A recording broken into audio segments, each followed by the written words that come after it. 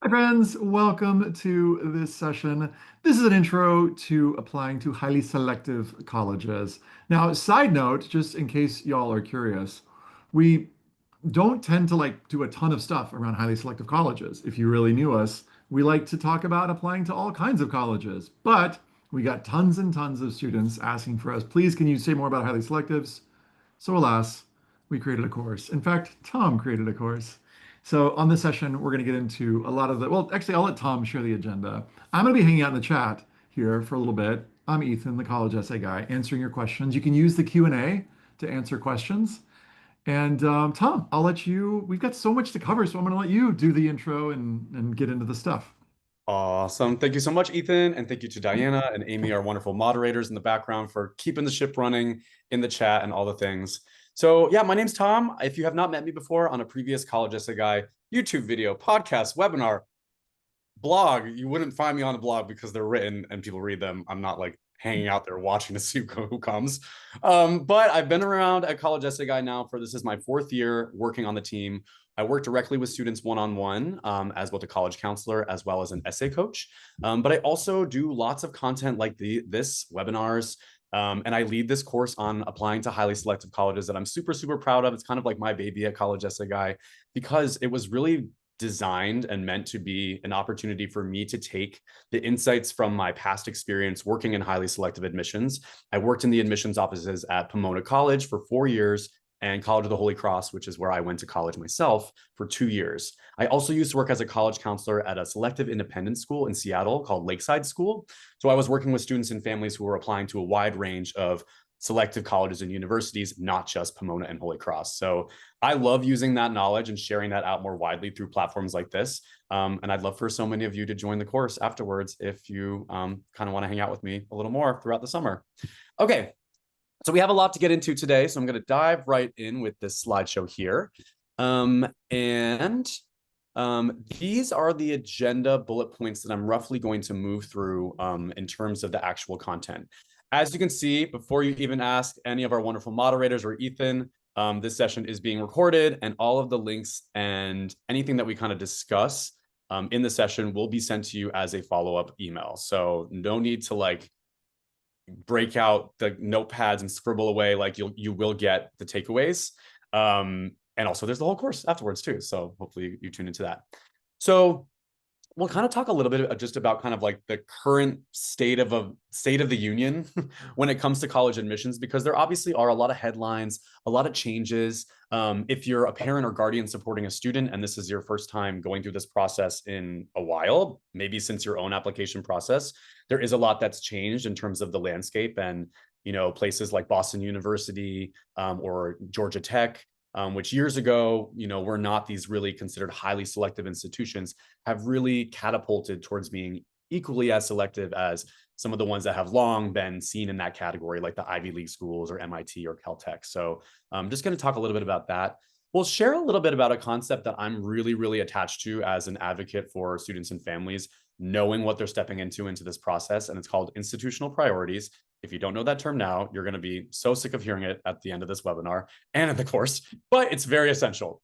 We'll then going to talk more about the practical components of your college application, right? Those courses that you've taken in high school or maybe are planning to take as a senior, recommendation letter guidance. I'll talk a little bit about extracurricular activities. And then I'll just do a brief window into how colleges actually read and evaluate and review applications. And then do a little bit of a sneak peek of the course, which will be happening the last 2 weeks of August, basically, and the first week of September. And I'll kind of walk you through some of the features that are included in the course that, in my opinion, make it really dynamic, engaging, a way for you to get your specific questions answered, maybe more than a webinar like this one where we have over 200 attendees as we speak. So opportunities like that to really kind of get some more face time, I think really leave you a little more empowered with this process in a more specific way. So let's get into it. Okay, so already I've probably started throwing out some terms that some of you in the crowd may be familiar with. Others are probably like, wow, like there is a lot to absorb when it comes to this process of applying to selective colleges. Some terms that come up frequently, in this process, and these are all things that are covered at, I don't want to say ad nauseum, but I don't want to say that, to a high degree in the course. and I put these terms on the screen just to let you know that this is kind of the vocabulary that admissions officers and people in the admissions world are speaking when they're evaluating you, a student. So the biggest tip and best tip that probably any English teacher or anyone who you've worked with on writing has probably taught you is that the key to writing an effective piece of writing of any genre is to know your audience.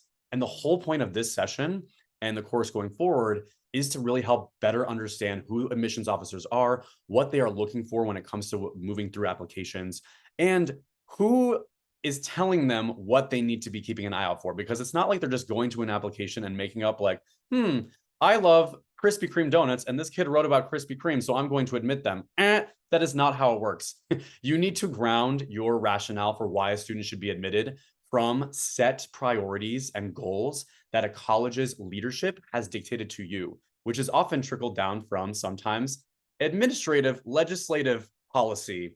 It's trickled down from people who are part of their board of trustees who come from a wide range of different industries and political affiliations and concerns when it comes to the type of future growth of the college that they're seeing as advocates and trustees for that school. It comes from the university's president, who has their own background, goals, attachments to certain experiences, parts of the world, etc. And those things do manifest in the admission process for students. But just to kind of scale back a little bit, as Ethan mentioned at the start of this session, we are not like highly selectives or bust, right? We put on lots of content around this topic because it is time and time again, when we poll students and families about what they're looking for support on, it is this range of colleges and universities. The ones I like to say that any college is considered highly selective if it has less than a 30% acceptance rate. That's a very general term. And there's a lot of nuance to that, right? Because there are some colleges that have overall acceptance rates that are quite high, but smaller acceptance rates for certain highly competitive programs like computer science, engineering, business, nursing, that you may be targeting as part of your process. But zooming and scaling back from kind of the hysteria around headlines and plummeting acceptance rates and all of that fodder that is so hard to ignore in our society, these three stats are ones that I actually recently fact-checked these because we've been using this slide for quite a few years, but it still holds true from my research. Most colleges on the Common Application accept more than half the students who apply. The number of students who are attending the highly selective schools, that most selective colleges that are out there, Ivies, MIT, Stanford, U Chicago, Caltech, they represent less than a percentage of high school graduates in the United States. So the 99.5% of students who don't attend these schools are doing just fine. They are living beautiful lives. Maybe they're attending some of these institutions for graduate school, but not being admitted to one of these schools outright is not the end all be all in terms of being a successful human in life. And huge shout out for the public institutions that all of you who are domestic students have access to in your own backyard, because as a local student, you meet an institutional priority for them. I remember one time I visited University of Maine's campus. I did a bike tour between a bunch of different colleges and universities, like 50 miles a day during the summer. It kept like little video diary and notes of my time at each school. It was Bates, Colby, Bowdoin, University of Maine, Maine College of Art and Design. Anyway, at University of Maine's campus, the director of admissions said, "My boss is the governor." And I just thought that was a really good kind of piece of just reframing and kind of understanding that everyone typically has someone above them that's letting them know, here are pain points that you as an admission office are trying to address. And for Maine, it was actually like they're looking for more students to come to the state because there's a declining rate of young people who live in the state. So public institutions are meant to serve the students from the state that they are in first and foremost. It's always a great idea to at least consider that flagship option that's available to you because you already have a leg up by just having a residence and a zip code there. So this chart here is just meant to kind of give a little bit more, kind of have a little more of an elaboration on the nuance of, okay, in the spectrums of selectivity that are out there on colleges and universities, what are some of the things that unite them as institutions? As you know, every college has an admissions office, and there are certain things, all the things that you see here in white are things that any college or university, regardless of their acceptance rate, is typically concerned around. The one where you see it depends a little bit more so are things like tuition revenue, right? Because at some colleges and universities, typically the most highly selective ones, having the ability to pay a full tuition isn't really a big leg up in their admission process. However, at some more moderately selective schools and the vast majority of colleges and universities out there, being able to pay a substantial amount of the process is a benefit for many students in this process. Maybe fair or unfair as that may be. Colleges need tuition revenue to keep the lights on, to hire their faculty, staff, all the administrators, food service workers, custodians, everyone who keeps the institution running relies on that influx of cash. At highly selective colleges, that matters less and less. And for students who are listening and tuning into this webinar who are low income, having some highly selective colleges that meet 100% of demonstrated need on your list is a really great idea, even if you feel like there are aspects of your process, like maybe you feel intimidated by the high test score ranges that a school advertises in their admitted pool, or you feel like you haven't had as many access to classes. The fact that these colleges and universities have amazing financial aid programs to support high achieving low income students means that ideally you're at least considering putting your hat in the ring at some of these places to help make your college experience more affordable. But some of these other factors that you see here on the screen, things like demonstrated interest, right? How engaged are you in a college's process by attending webinars that they host and making sure that you have a record of being there, visiting campus and doing the information session or a tour, communicating with one of the student ambassadors that colleges often have advertised on their admission website. The point here about major choice and major selection, that has increasingly become more of a pain point for many colleges and universities in recent years, right? So how can you kind of choose majors strategically based on your previous background of courses, experiences in high school to show alignment with what you're hoping to pursue? And are there maybe some alternate pathways that exist at different colleges and universities that maybe aren't computer science outright, maybe that are things that are adjacent, like information science, data science, some interdisciplinary programs that maybe have less of that intimidatingly high acceptance rate, but allow you to still pursue the future that you see for yourself and the types of businesses, companies, opportunities you want to work in when it comes to your graduation 4 years down the line. That last point there about the most highly selective colleges having very mission-driven initiatives and institutional priorities, I'm about to get into a little bit more granularity about what that means in a few slides. Okay, so how has the process changed from 2025 compared to even last year or the year before? So these are a few of, I'd say, some of the most hot topics that you may see circulating in different forums, in publications, in news around applying to college more broadly. And some of these items here are not quite as high pain points for some of the most highly selective schools. Kind of like I said, tuition revenue isn't as much of a pain point for some of these highly selective colleges. It may increasingly be becoming something more schools are wary of because of impacts to budgets that are being dictated by the federal government. However, time will tell kind of what that looks like for colleges and universities. But these are a few of the 5 key, I'd say, areas that have contributed to a lot of instability on many colleges and universities' campuses. And the admission office will most likely be seen as a vehicle to help address some of these emerging concerns that degree and severity, depending on the individual institution, their own financial resources, their own institutional culture. But a lot of these things are things that you as a student and family, you know, when it comes to things like standardized testing, right? We are entering an era where if you are a student targeting the most highly selective schools, it is probably a good idea to do a little bit more test prep than I would have even advised 2 or 3 years ago, because of the rise in the amount of more selective colleges that are requiring this metric again. There are other things here that you see on the screen, for example, like the Supreme Court decision on race-conscious admission, which has prevented colleges and universities from using a student's like checkbox of what race or ethnicity they identify purely from a demographic fact sheet standpoint as a factor in their candidacy. However, colleges have many opportunities to write about your lived experience, including your race, in various supplemental essay opportunities, right? And you do not have to write about that part of your life if it's not what you want to. But for many students, this can be a space to kind of talk about how that has impacted and shaped their lives, and gives the green light to colleges to be able to discuss it as a factor in their process. But the long story short with this slide is that there are lots of, when you see the thing on the bottom right screen here about public trust in higher ed waning, Data still shows time and time again, no matter how many success stories that you land on TikTok of people who didn't go to college, we're still at an era where a college education is the most secure path to financial stability and ability to sustain yourself and be relevant for and open in terms of eligibility for a wide range of jobs. There are headlines, right, about students who've been employed right out of high school to Google. Again, it's the same kind of logic as people who want to be pro athletes, right?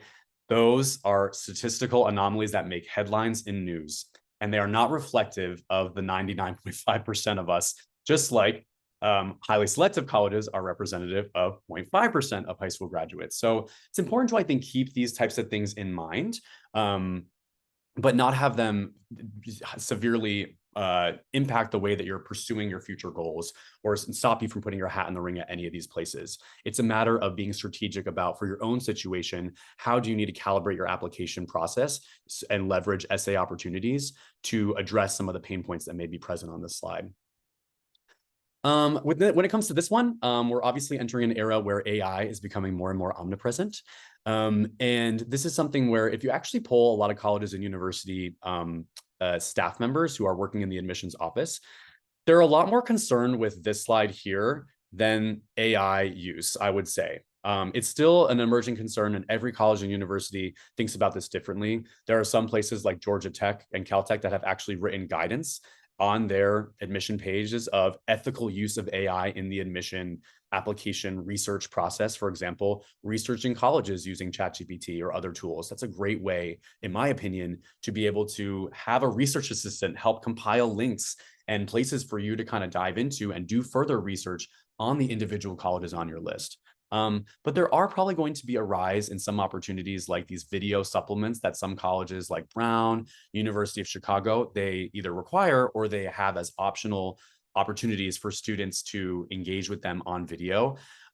Oftentimes these like authenticity checks are kind of ways for colleges to get to know students beyond their essays, beyond things that may have been more influenced by outside entities, whether that's a counselor or an AI-based platform. There are most likely going to be a rise in some kind of more of these more candid, off-the-cuff, student authentic voice opportunities in college applications. Time will tell.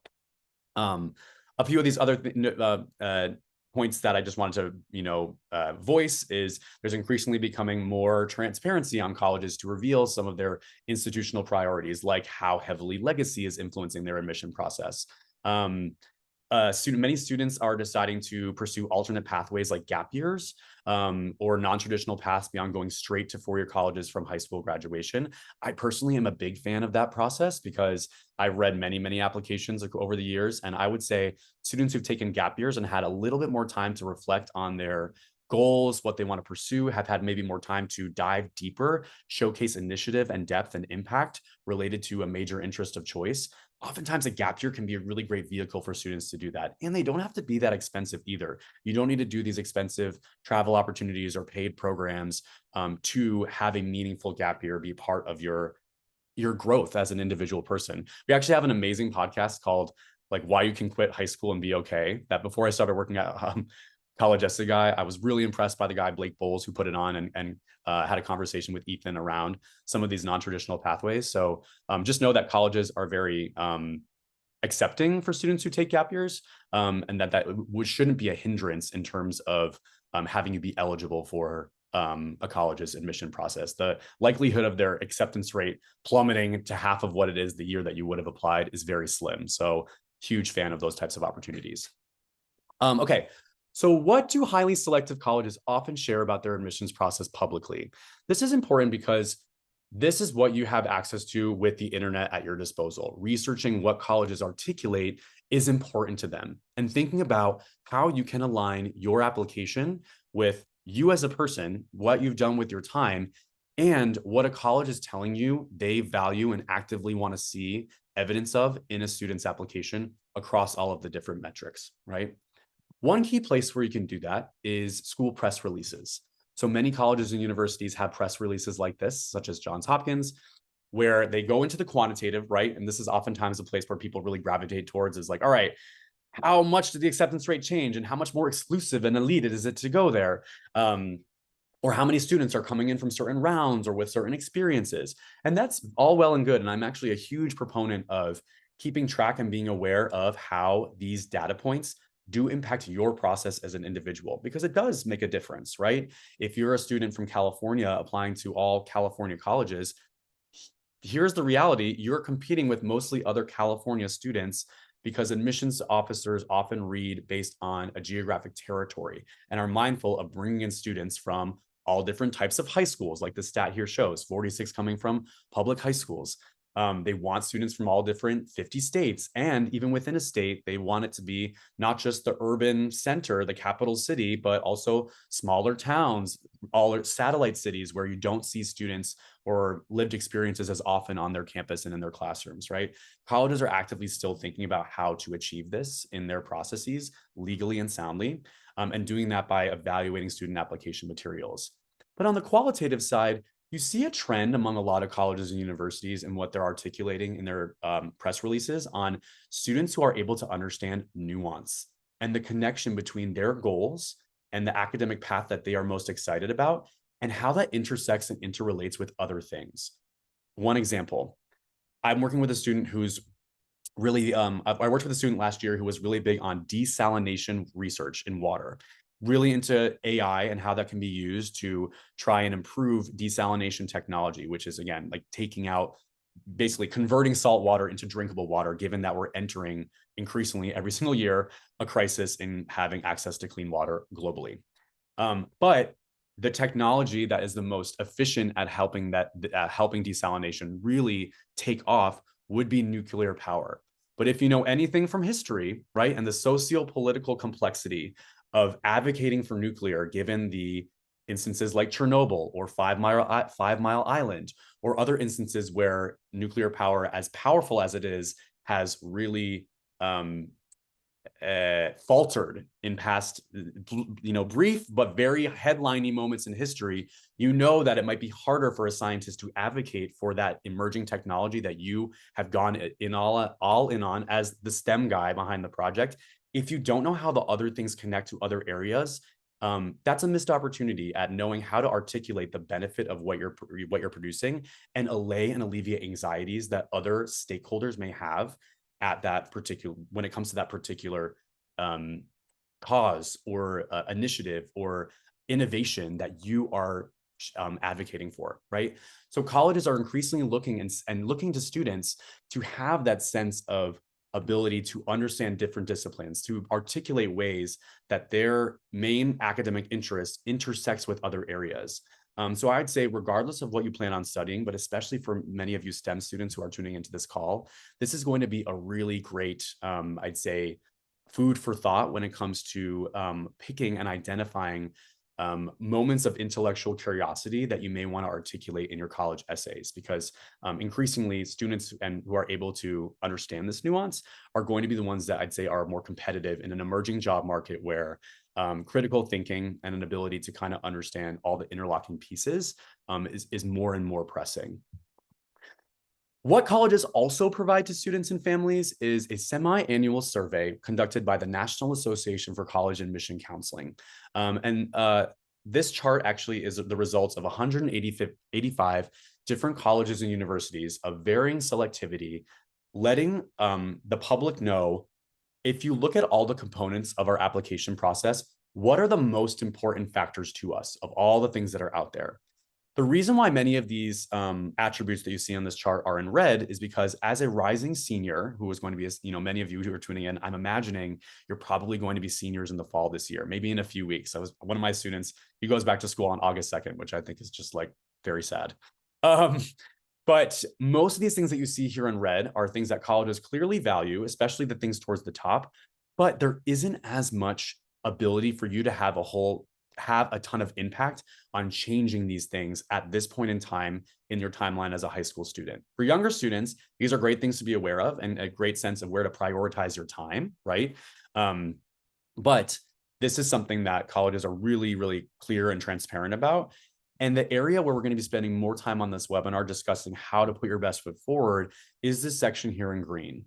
These are the sections, the more qualitative sides of your application, where you can strategically choose stories and experiences and anecdotes in your actual application to highlight your positive character attributes. And we have very 5 handy nutrients that we communicate to students to help when it comes to the decision making of which attributes do I maybe want to give a little bit more airtime to in my application as a whole across all of the writing opportunities. Of course, the next line there, right under positive character attributes, is the way that you articulate those. Of course, your recommenders may also make note of this and what they are saying about you as well, teachers and counselors. But really spending some time thinking about how to channel those experiences into essays is a great next step for you as a student at this stage. Also, spending some time being strategic, doing some tours of colleges, doing virtual tours that they're offering through their admission office, any type of webinar information session. Pro tip, this chart, you can pretty much see how each individual college responds to all of these points by going to their common data set. And there's a section called C7, which is something along the lines of factors in the admission process. If you go to any college or university, you Google it, C7, you're going to see a chart like this that will tell you how much of these different components vary in terms of importance in their admission process. And that gives you a good guide map as a student on where to prioritize your time when it comes to, gee, where is actually attending a virtual tour, information session, etc., going to actually benefit my admission process? There are some schools where it will say not considered at all. I would argue it's still worth it to attend some of those programs because, yes, I believe that the colleges are being honest about not measuring demonstrated interest. I worked at Pomona. We didn't measure demonstrated interest. I don't work there anymore. I'm candidly telling you, this is not a lie. It's the truth. However, I was more likely to advocate students who had specific memories, experiences, clear evidence of knowledge of Pomona inside and out, which often came from students who showed up for the opportunities that we put on as an admissions office to help you put together a better application, right? So demonstrating interest, engaging in those opportunities, sometimes they can feel a little dry. I've been to a few different info sessions. They're not one size fits all, but they can be very beneficial to you in your process.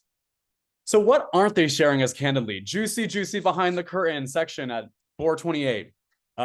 It's that concept of institutional priorities that I mentioned before, right? So these are factors that are part of a college's admission process that aren't featured on that handy dandy NACAC chart that I shared on the previous slide. If it were, I would argue at the most highly selective schools, some of these things that you see here on the screen are probably one of the highest points of even maybe arguably right around tied for positive character attributes and essays. I would say some of these directives from the college's leadership, from their board of trustees, from their president to the admission dean, who then trains and instructs the the pawns of the chessboard, the actual admissions officers, to really keep an eye out for all of these things of varying degrees of intensity. Some maybe not at all, depending on the college. And it depends very much on the college's goals, who they are as institutions, whether or not they're a public or private school, right? You look at places like the University of Texas, and they have a certain automatic admit process for students who are from Texas at UT Austin, who I believe are in the top, I want to say 8% of their class. They keep making it lower and lower each year. So don't quote me on that. But these are all going to vary from place to place. And sometimes having data and tracking from your school, maybe if they use things like SCORE, Naviance, Maya Learning, your college counseling team at your school may be able to give you a little bit more of a window into how your individual school data is lining up and inferencing that maybe some of these factors are playing a more of a role in a certain school's process.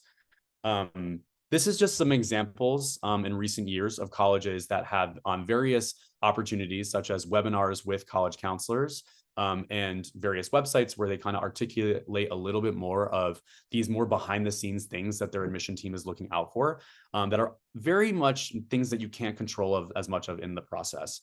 But these kind of just give you a sense of like how colleges factor these different attributes and the spectrum as to how intense they are depending on the individual school and their pain points that they're seeing in their student enrollment shifts, right? Each and every year.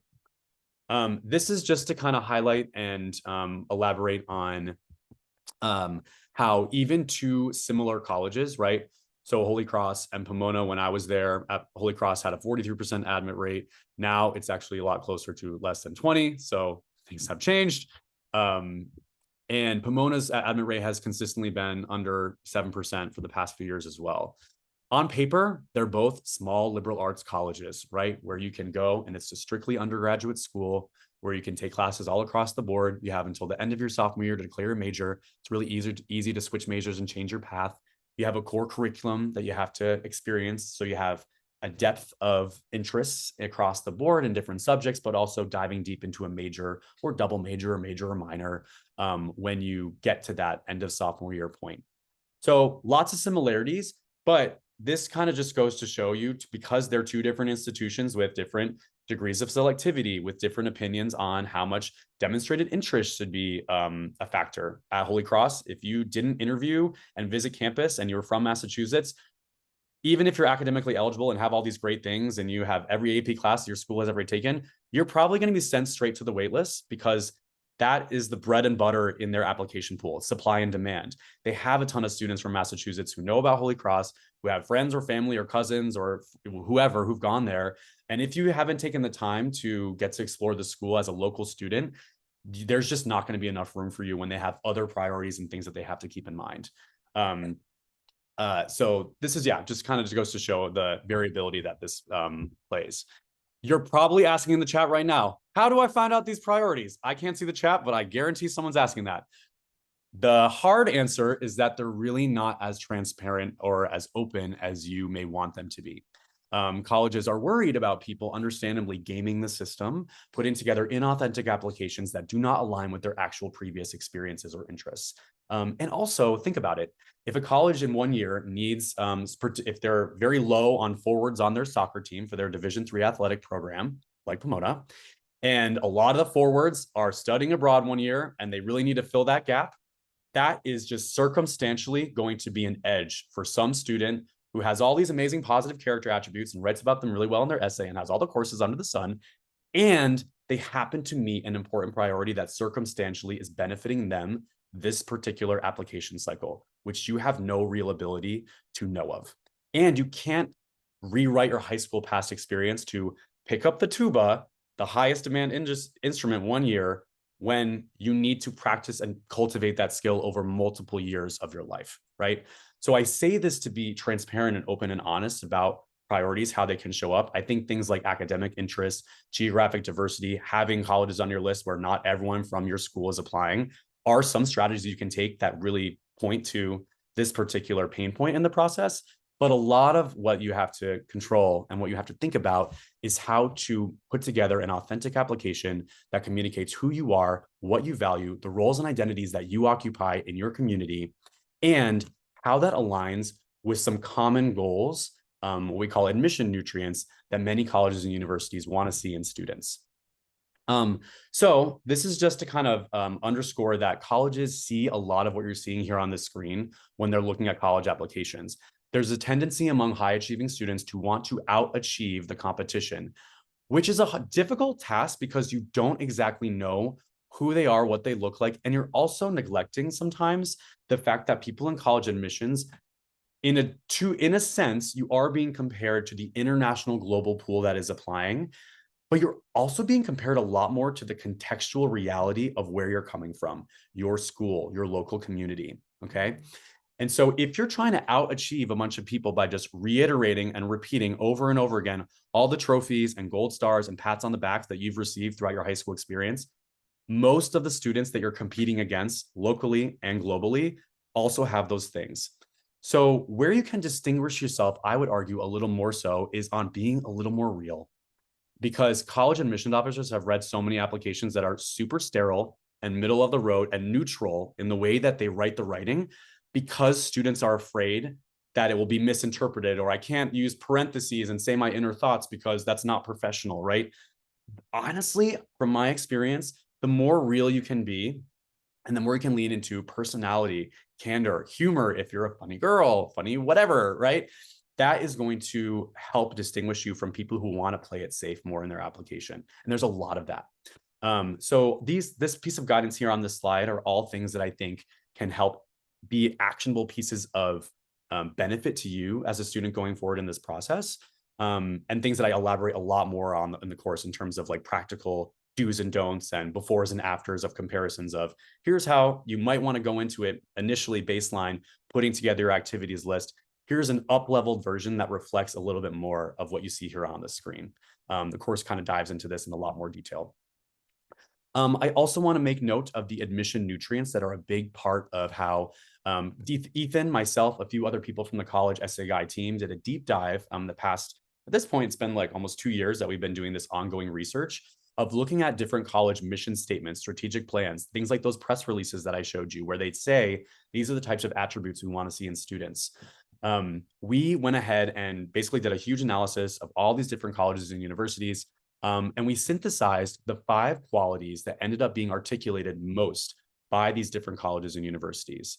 And a big piece of our advice as at College Essay Guy in terms of putting together quality essays is going to be how can you think about opportunities and experiences in these 5 buckets that can help answer these questions that you see on the screen. These are questions that I actually wrote to be like, okay, when an admissions officer is trying to assess for collaboration or when they're trying to assess for consistent engagement, what are they really asking? What are they asking themselves when they get to sections and different components in your application? And how can you think about picking and all the experiences of your high school life? You have a lot of material to choose from to write about. Sometimes people say like, I have nothing to write about. You have a lot to write about and you don't have actually that many words to write it. So it's very imperative to be strategic about showcasing a wide range of as many of these nutrients as possible, I would argue, in your application to put your best foot forward at the vast majority of schools. It also is a good idea to explore some what we call like micronutrients. Some of the individual colleges and universities that you may be researching probably have some kind of page on their website that talks about qualities that are really central to their history and mission as institutions. At Pomona, we had valued qualities, probing inquiry and creative learning, commitment to diversity, equity, and inclusion. And these things were tied to statements from the founding charter of way back when James Blaisdell founded the school. He articulated what he wanted the place to be. And oftentimes, colleges have in their reading rubrics and processes in terms of how they score students, actual attributes that they look for in students. These admission nutrients are the most comprehensive. They're, I'd say, the most bang for your buck in terms of aligning your experiences across written pieces of your application. But there also is individual nuance to this. Individual colleges and universities really do underscore how these different qualities show up in student files. So this is just one example. University of Michigan, highly selective institution on its own right. Their School of Business, Ross School, is very, very highly selective. And they, on their admission page, when they write about what they look for, they actually tell you that these are things that they actively seek out in student files. And something that I'm not going to play this video for the sake of time, but I do a few dives into students reading their own admission files in the course. And oftentimes students really value seeing like what admissions officers actually wrote about their file and using that as a learning opportunity to articulate your own experiences and align them there. So this student, her name is Sammy. She's a local Michigan student who ended up being admitted to the University of Michigan, but she requested when she enrolled there to look at her admission file. And what she saw were the notes on what the admission officers rated and how they evaluated the different essays and components of her application from top to bottom.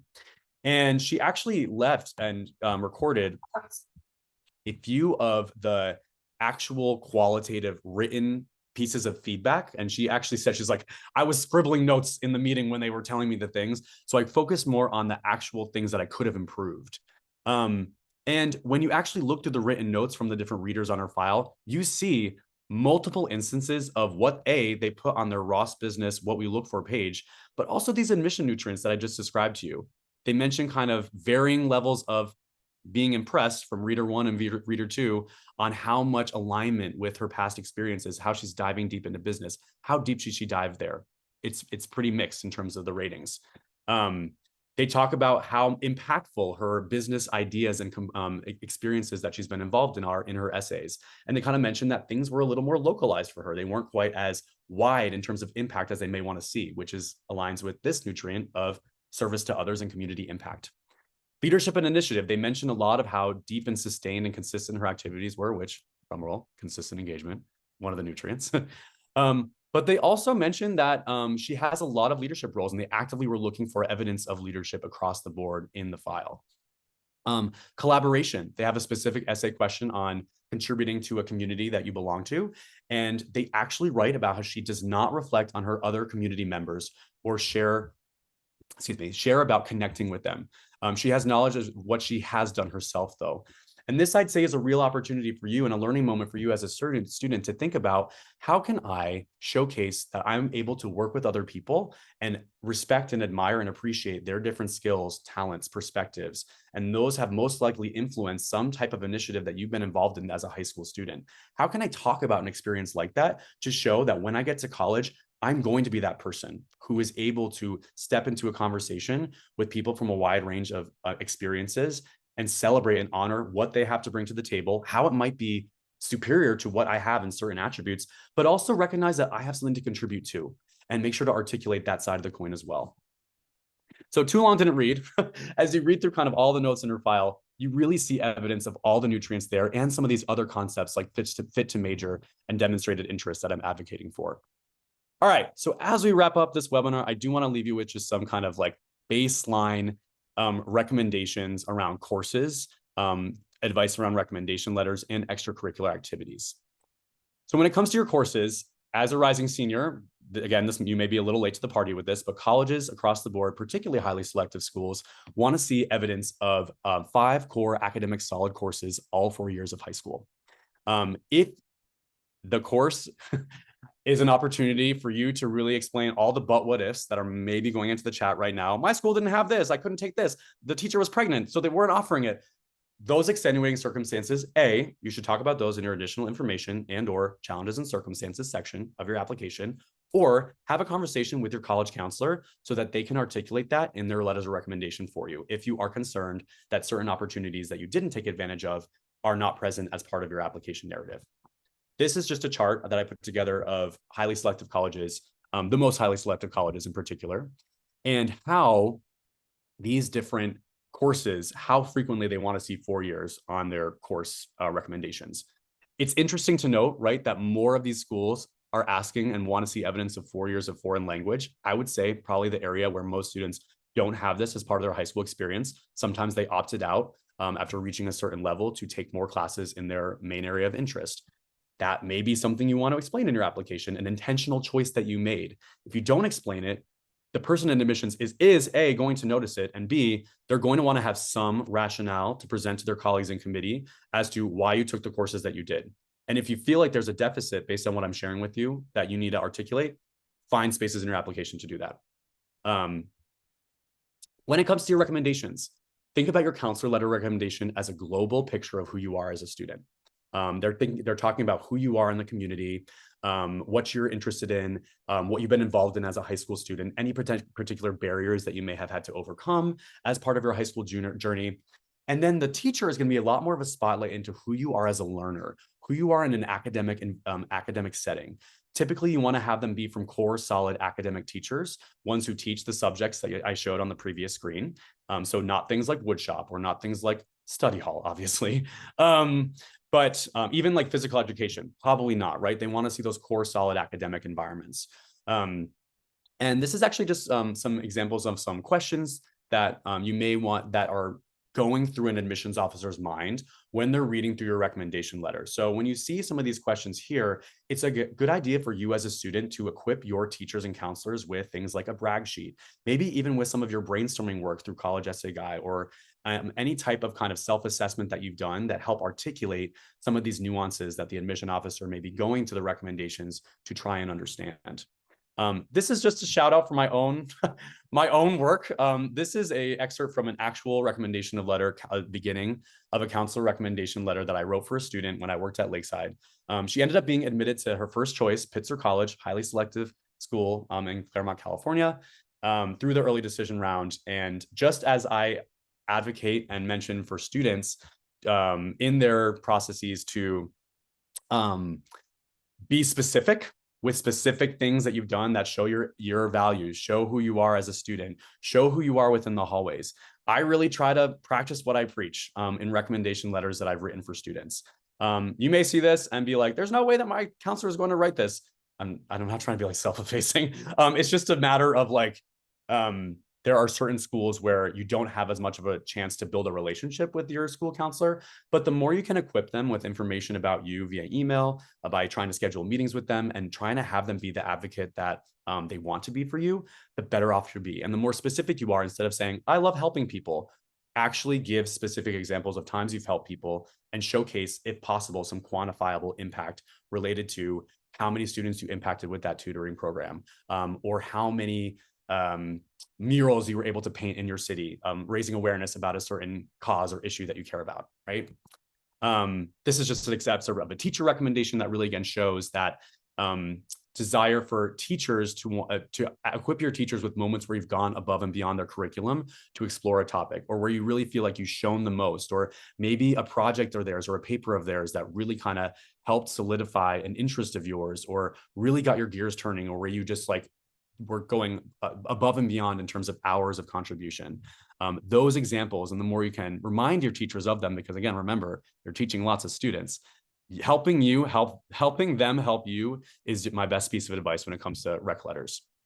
All right, we're running short on time, so I just want to go through this pretty quickly. But when it comes to your extracurriculars, again, at this point, you should be probably aware that the more things that you're involved in that showcase initiative impact, going beyond just doing the platter of offerings that's available in your school and just showing up to the meeting, what can you propose or try to champion or push that is outside of what's currently existing in your own local high school system? Sometimes that means searching beyond your high school walls for opportunities that you are engaging with more deeply online, maybe an independent project that you want to take on. These are all different types of examples of standout extracurricular experiences that I pulled together from the depths of the archives of my admissions brain, just to kind of show you a little bit of the range and variety that they can take in terms of there's no one size fits all way to show depth of engagement outside of the classroom through your extracurriculars. And I will note that half of these experiences were completed by low income students. So just doing programs that you think are flashy, or, oh, it's at a highly selective college and I'm going to do their summer program because colleges are going to see that means I'm better and smart. Not always, right? It's actually about showcasing your why and why you do things and what you've hoped to achieve through them. And it doesn't necessarily have to be this big ticket, expensive initiative to stand out to people in admissions. It's the drive and the why that matters more to them. All right, for the sake of time, I'm not going to go too deeply into this slide here, but in the course, I go through a real deep dive of how college admissions offices actually read files. And I kind of move through different stages of this slide that you see here is a pretty typical timeline for how a lot of selective colleges and universities read applications through a process called committee-based evaluation, where essentially they split up all the materials in your file between one admission officer, who is the driver, who knows more about your local context. They are reading usually for a particular region or a state or geographic area. So they know if you have certain like dual enrollment classes that are offered within your state that are a special partnership, or they know how many AP classes or advanced classes or none at all that may be offered at your school, and evaluate you based on what was available to you. But then the passenger is like the celebrity guest reader who's looking at a lot more of the qualitative side of who you are, reading through your Common App, reading through your essays. And these two people are having a mutual conversation about you, typically in 10 minutes, where they're both kind of pointing out and mentioning the things that they're seeing on each other's side and assessing, is there enough here to meet institutional priorities for us and these valued qualities that we want to see in students to push the student forward to a larger discussion in future committee settings with more depth into their file.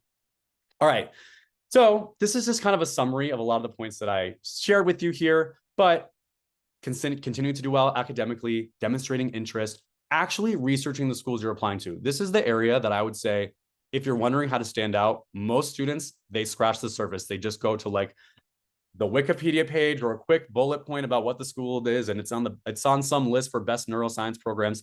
That is not enough. You need to really articulate what uniquely that neuroscience program has to offer that you're excited to take advantage of and bring to the next level based on skills that you've cultivated through your high school experience. And I guess the last thing that I would mention is that, again, as I said before, we have a course that goes into a lot of these points in a lot more depth, spaced out over 3 different weeks. The sessions themselves are an hour and a half each. So it's a little longer than these webinars, and they're smaller settings than what you're in here now. So there's more opportunities for me to get into the weeds of your particular high school and how your high school is articulated on your school's profile. And if there's certain experiences that you may want to elaborate on, how do you go about explaining those extenuating circumstances, right? I've read many an additional information section. I've read many a recommendation letter. And so I'm here to kind of help guide you on, here's the way to write this in a way that, again, back to the start of this webinar, who is that audience member? Who's the admission office? What is their officer? What is their job? What do they need to advocate for you? How can you equip them to want to go into a committee setting and have as much evidence as possible for why you are a standout candidate who has evidence after evidence after evidence in terms of qualitative points of alignment with who they are as an institution? Okay, these are the 3 dates for the course. And they kind of go through this kind of general series of what it takes. So I kind of do a lot more of a deep dive into like a lot more of the data and the numbers and the why our school is so competitive from early on, because I really, really believe that understanding the pain points of colleges and their mentality as people actually doing the job, actually evaluating your files, the more you can understand their world, the more you can put together an application that aligns with the task that they have at hand. Then, channeling that knowledge, we're going to go into session 2 the following week. And that's going to go a lot more of a deep dive into your own application materials. I actually do review student files live, where you send in via email after the first week some essays that you may want to have reviewed. I cannot review them all, so I'm mentioning that now. And I'm really speaking more slowly to make sure that it is on record that it is impossible for me to read every single submission that comes in. It's the same for pretty much any course that we run at College Essay Guy. But we do hope that the examples that you do send in, I do share aloud and do a screen share and kind of point out some of the areas where I feel like the work can be improved to showcase more of those admission nutrients, et cetera. I also go through and, I gave a little bit of guidance on, course selection and recommendation letters and extracurriculars in this webinar here, but we spend a lot more time diving a little bit more deeply and getting into more granularity around your own specific questions of how can I be choosing my time, choosing my courses, trying to increase my impact or leadership that I want to exemplify for these schools. A little bit more brainstorming actively about how to do that in a group setting. And then the last one is, I'd say it really kind of like wraps up things really beautifully. It's a case study where we're going to move through 3 different files that each kind of has their own flavor. They each represent a different like archetype of student, some of which you're going to read them and see like you identify with one more than others, but they're all competitive candidates for highly selective colleges in their own right. And it's meant to kind of really help wrap up a lot of the concepts of the course and give you a chance to, now that you know what being an admission officer is actually like and what their job entails, you basically kind of put yourself in the shoes of being an admissions officer. And we go through this simulation where out of 3 files, we have to admit one, waitlist one, and deny one, because that is the most reflective of these colleges that have far more qualified applicants than they have space for. Just a few more kind of like little snippets and screenshots of previous moments from the course. So yes, as I said before, I do review student work as part of the course. I really like getting in the weeds with student work and providing and recommending some suggestions on how to up-level it. This is a screenshot from a previous student who took the course. And all the yellow parts are places where I left different comments, advice, or just 2 thumbs up for the student. But again, reiterating, I can't do this for everyone. So fingers crossed that's you. I go into actual write-ups of students that I've written for a deeper dive into that admissions reading process. So I really go into this at Pomona, or this is an example from one of my write-ups from Pomona, just to give you a better sense of, okay, how can I equip that admission officer with as much material as possible to write a write-up like this, which admittedly, there's a lot of like shorthand and abbreviations and things that you're like, I have no idea what he's talking about. I spend a little bit more time explaining the acronyms and nuance of the shorthand that I have here. And then these are the files for the case study, which you do actually get to keep the files once you're done.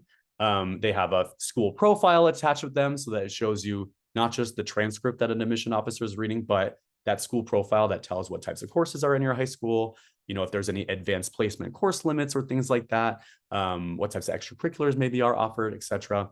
And you may notice, I don't know if you can see on the screen here, but they're named after various Disney characters: Gogo Tamago, Troy Bolton, and Mirabel Madrigal. So if you're a Disney fan, this this really is for you. And then lastly, I answer, unlike these sessions where I'm sure Ethan has probably answered basically every question because he kind of is that guy. But on these sessions where there's a lot of attendees, it is very difficult for us to get into the nuances of some of these questions that you see on the left side of the screen.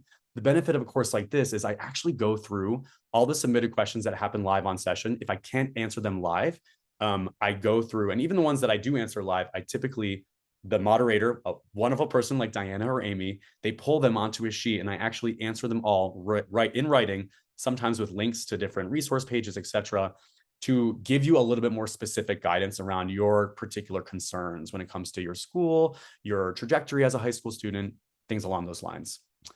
So I wish I brought water to this session, but I think there was something you wrote about in terms of like, we're both wearing blue, so that counts.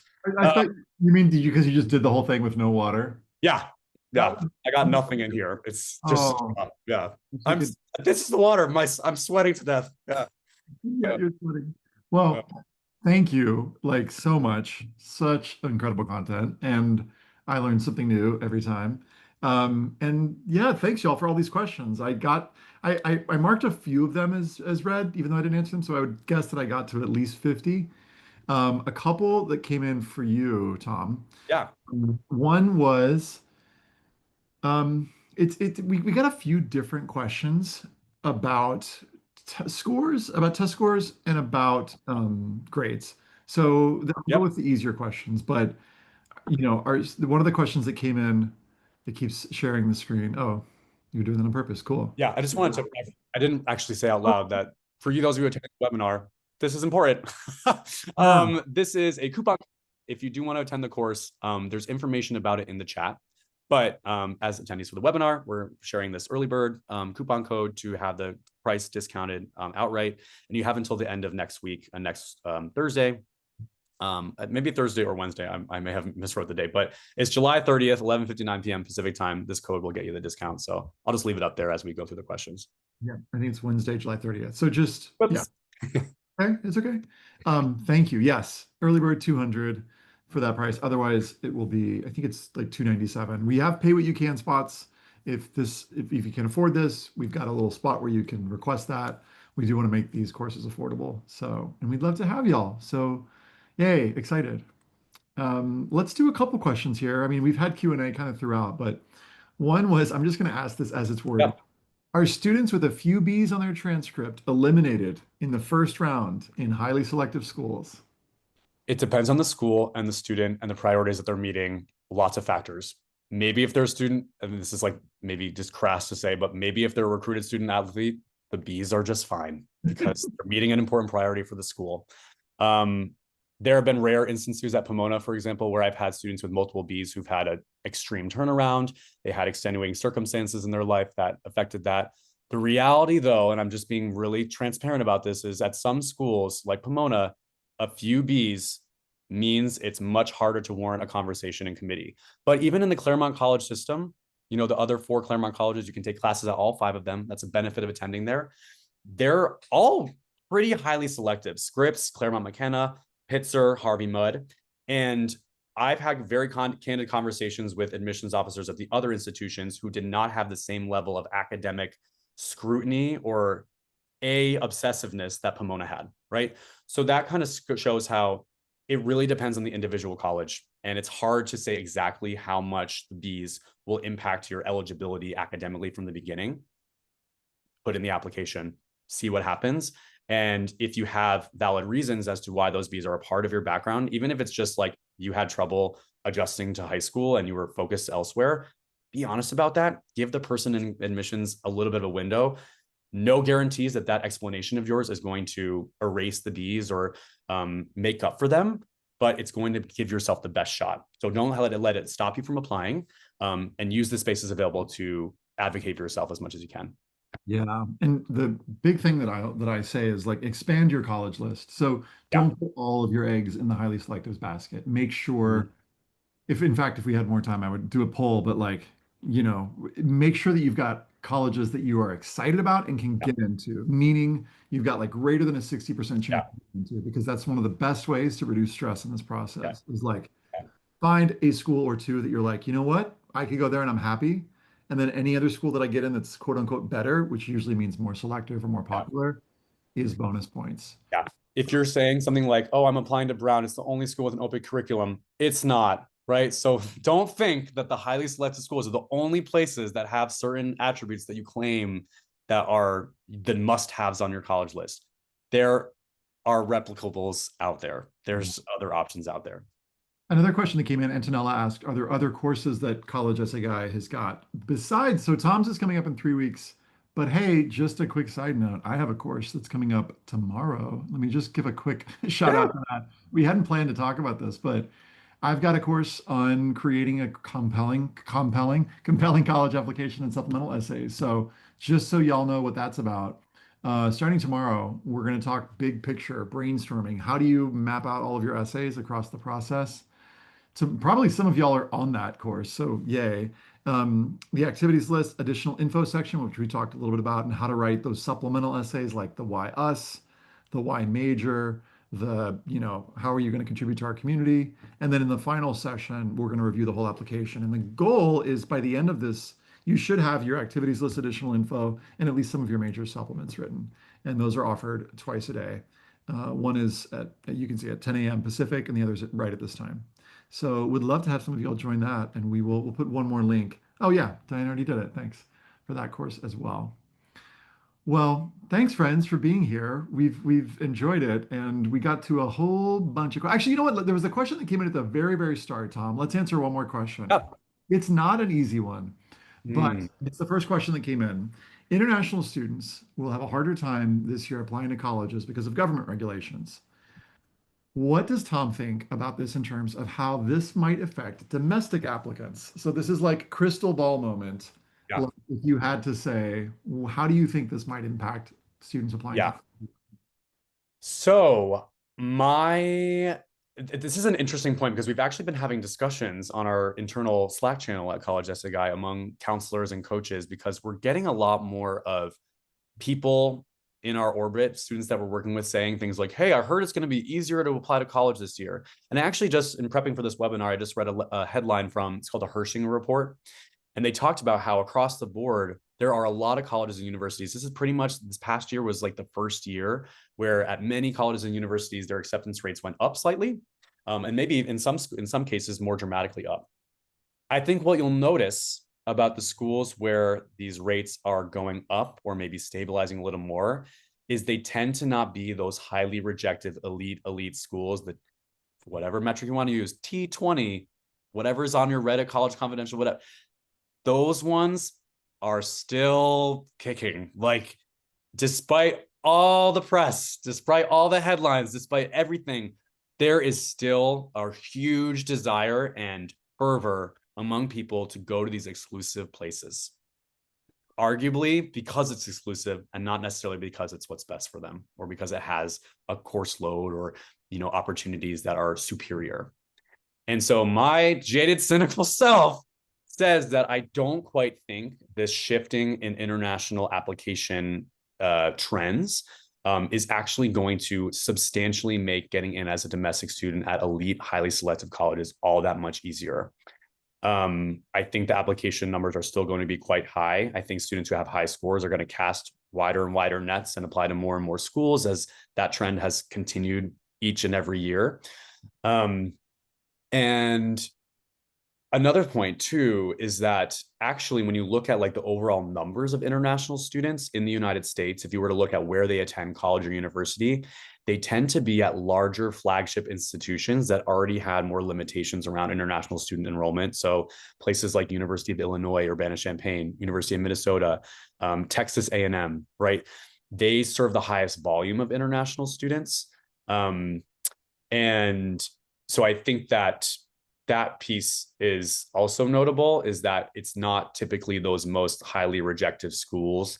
They do have a lot of high need international students who apply, but they weren't able to admit many of those students to begin with. And I can speak from this very personally. And if you're an international student tuning on, casting a wide net with your US college application process is really something I would recommend to you.